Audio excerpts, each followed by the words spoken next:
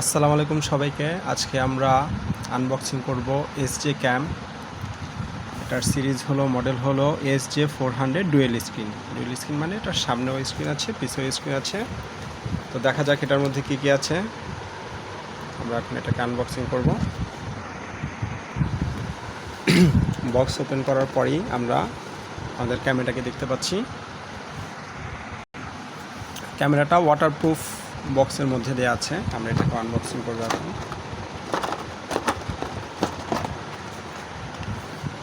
এই যে আমাদের ক্যামেরা,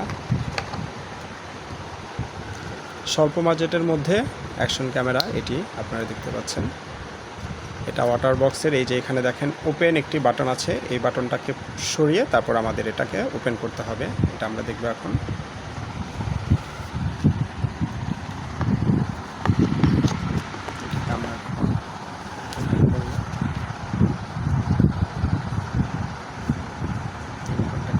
টানবেন তাহলে আস্তে করে ওপেন হয়ে যাবে।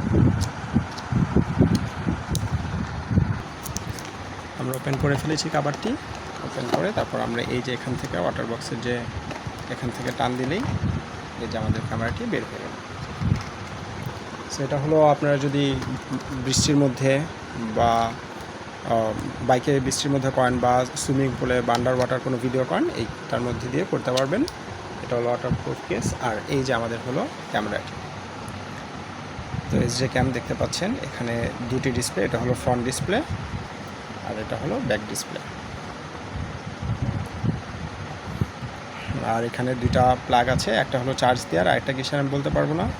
উপরে এখানে আছে এটার পাওয়ার অন বাটন, আর এখানে দুইটা বাটন আছে, একটা আপ বাটন একটা ডাউন বাটন। এটা দিয়ে আবার ওয়াইফাই কানেক্ট করে, এই আপ বাটনটা দিয়ে ওয়াইফাই কানেক্ট করে।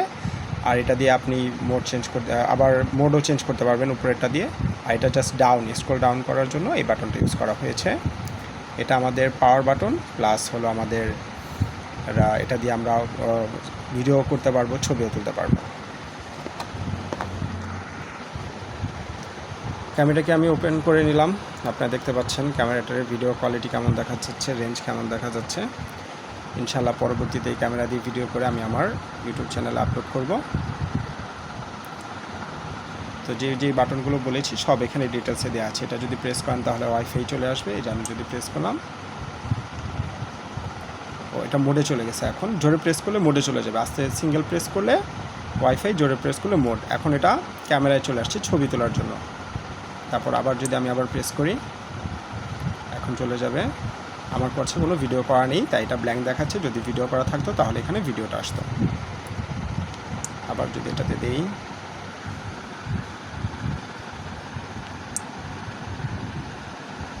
এখন আসছে সিটিংসে আপনারা দেখতে পাচ্ছেন কিছু নেই, ক্যামেরা চলে আসলাম। এই হলো ক্যামেরাতে যা যা ছিল।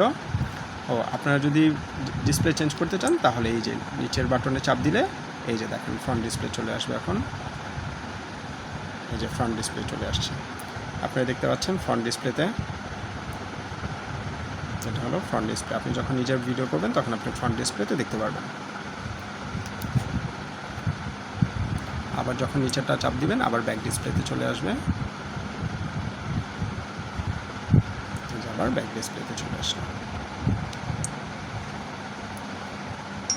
তো এবার দেখি বক্সের মধ্যে কী কী আছে। এখানে একটা ইউজার ম্যানুয়াল দেওয়া আছে, যেখানে আপনারা ডিটেলস সম্পর্কে পেয়ে যাবেন, এটা কিভাবে কানেক্ট করবেন না করবেন সব কিছু।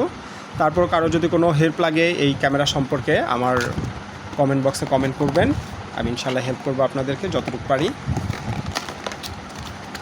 এখানে কী কী আছে, এটা আমার মানি রিসিট যেটা দেওয়া হয়েছিল।